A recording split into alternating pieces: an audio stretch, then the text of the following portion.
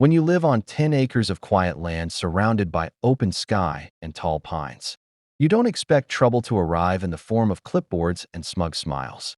Yet that's exactly what happened the morning I finished paving the small gravel road that led from my main gate to my workshop. I'd built it myself, graded the dirt, leveled the slope, poured the gravel, packed it down. It was necessary, practical, and entirely on my land. The first person to show up was Karen, the HOA president, and the self-appointed queen of everything within a mile radius. She marched down my new road like she owned the place. Blonde hair bouncing, phone already recording. "This road," she announced, pointing dramatically, "belongs to the HOA.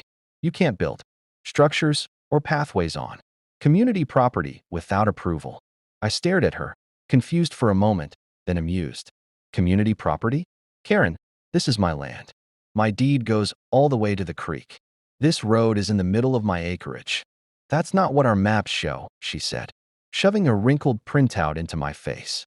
It was some outdated sketch of the neighborhood drawn before half the houses even existed. "According to this, the HOA has easement rights, meaning you built a road on our land." I took the paper, glanced at it, and handed it back. "Your map is wrong. County records prove that." Karen didn't like that answer. Her expression tightened. "Well, until this matter is resolved, you are not authorized to use this road. And once it is resolved, the HOA will be billing you for maintenance fees." I actually laughed. "Maintenance? I built it yesterday." Karen put her hands on her hips. "Rules are rules." I walked past her, brushing gravel dust from my gloves. "Karen, you don't get to make up rules just because something new appears and you want control over it." Her jaw clenched. "We'll see about that. I'm calling an emergency board meeting." By that afternoon, I had 3 HOA board members parked in front of my gate, blocking the entrance. They marched toward me carrying forms, notices, and one laminated page titled "Unauthorized Construction Violation." They acted like I'd built a skyscraper instead of a simple gravel path. Their main claim? That the road appeared to be on HOA land. So until they determined otherwise, I owed fees. I reminded them again, calmly, that county records clearly marked my property lines. But they insisted their internal documents were more accurate. The battle had officially begun. I didn't realize it then, but the HOA was about to make the biggest mistake possible, trying to take what wasn't theirs, and trying to make me pay for it. The morning after the HOA blocked my gate, I drove straight to the county office. If Karen wanted a war over property lines, I was more than ready to bring the facts. The clerk, an older man named Reynolds who'd been working there since before the HOA even existed, pulled up my file with a tired sigh and a sympathetic smile. "Ah, the HOA again," he muttered. "What did they try to claim this time?" "That they own my driveway," I said, leaning on the counter. Reynolds actually chuckled. "Well, that's a new one." Within minutes, he spread out the official county maps, the real ones. Stamped, signed, digital, and physical copies. The boundaries were clear as day. The road sat comfortably inside my land, as I knew it did. He printed everything, signed each page, and even added a certified statement to make things airtight. "If they give you trouble," he said, sealing the documents in an envelope, "tell them to call me." No one overrides county maps, not even an overexcited HOA president. Armed with paperwork thick enough to stun an elephant, I headed home. And there she was, Karen, standing with 2 board members, all 3 blocking my new road again. This time, she had a measuring tape, a clipboard, and that same recording phone in her hand. "You are trespassing on HOA-managed property," she declared as I got out of my truck. I held up the envelope. "Funny, because the county clerk says otherwise." Karen folded her arms. "Our internal mapping system shows 12 feet of this strip belonging to the HOA. "Your internal system is wrong," I replied, pulling out the documents one by one. I laid them on the hood of my truck like I was teaching a class. "These are the county's official records. Not sketches, not guesses, not whatever you printed off old HOA software." She stared at them but refused to touch the papers. One of the board members, a tall guy named Leonard, leaned over to examine the map. His face paled. "Karen, this clearly shows his property line."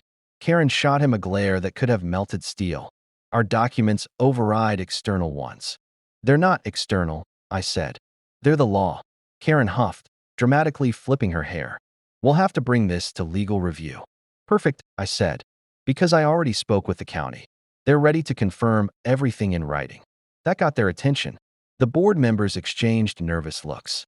Karen, however, doubled down. Until this review is complete, the HOA still expects payment for road usage and maintenance. I grinned. Good, because I'm expecting something too. She blinked. What? A formal apology when this blows up in your faces. Karen's lips thinned. We'll see. Yes, Karen, we would. But she had no idea what was coming next, or how badly her plan was about to backfire. For the next 3 days, the HOA tried every trick in the book to make my life miserable. They sent emails. They mailed notices. They even taped a bright orange violation sticker to my gate like I had committed some sort of neighborhood felony. Each message repeated the same nonsense. Unauthorized use of HOA-managed roadway. Immediate payment required. It would have been annoying if it wasn't so downright ridiculous. Then, on the 4th morning, I woke up to the sound of heavy engines. I stepped onto my porch with a cup of coffee and froze. The HOA had brought in a road maintenance crew. Karen stood proudly with her arms crossed, directing the workers as if she were orchestrating a grand parade. They were spreading fresh gravel on my road, without asking, without permission, and definitely without any legal authority. I marched down the driveway. Stop. This is private property. Karen turned, smug as ever.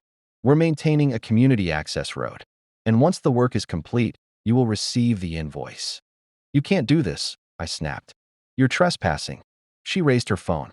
I'm documenting your interference with HOA operations. The workers, clearly uncomfortable, slowly lifted their hands off the equipment. One whispered, "Ma'am, we can't do this if the owner says no." Karen hissed at him like an angry cat. The HOA is the owner. I had heard enough. I pulled out my own phone and dialed the county sheriff's office. Yep, I said loudly enough for Karen to hear. I need deputies dispatched to my address. We've got trespassers on private property. Karen's eyes widened. You wouldn't dare. Oh, I said, I absolutely would. 20 minutes later, 2 deputies rolled up. After a quick explanation, I handed them the county maps and the certified statement. Karen tried to shove her outdated printout at them, but one deputy held up a hand. Ma'am, this is not an official document. It's from our internal records. She protested. The deputy pointed at my certified map. This is the law. This road is on his land. You and your crew need to vacate immediately. Karen's mouth hung open. The maintenance workers packed up faster than I thought humanly possible. But the HOA president wasn't done. As the deputies left, she stormed toward me, jabbing a finger in my direction. You'll regret this. We're filing a formal complaint, and we'll be adding additional fines for obstructing HOA operations. I shrugged. Knock yourself out.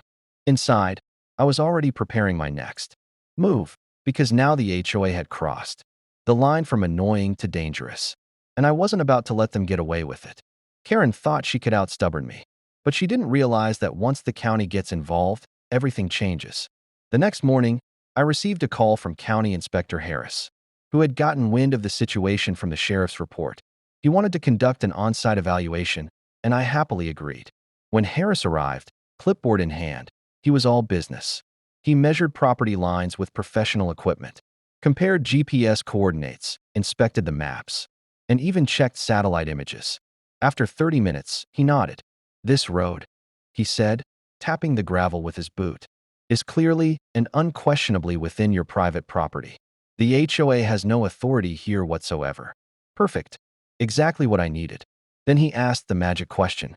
Do you want to file a formal complaint against the HOA for unlawful interference and unauthorized activity? I didn't even hesitate. Yes, absolutely. What happened next spread through the neighborhood like gossip on rocket fuel.